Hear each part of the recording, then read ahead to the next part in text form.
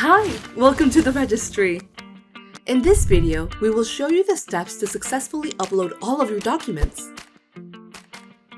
The registry provides a free and secure place to store and track your qualification documents, such as transcripts, child development permits, teaching credentials, and professional development certificates, all in one place. First, log in using your email address and password. Once you're logged in, click on My Documents. You can also get to My Documents on Return Home. Next, click on File Type and select what you are uploading, for example, a training certificate. Before continuing, make sure that the document you have selected is not already on your education and training report, or that it's not a duplicate. You need to upload documents individually. You can choose your scanned document from your computer file and add the description.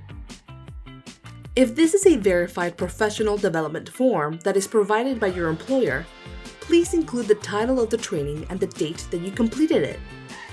After selecting the document from your computer, click Upload Document. Your document has been successfully uploaded, and the registry team will be notified to verify it.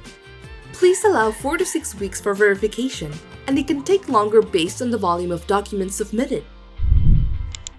The My Resources page includes instructions on what documents need to be submitted and how to upload documents.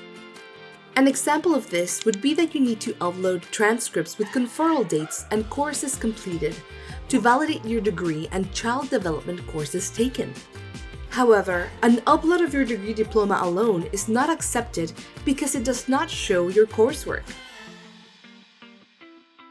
Documents that you have uploaded in the past are available with upload dates and with the status whether or not they have been verified.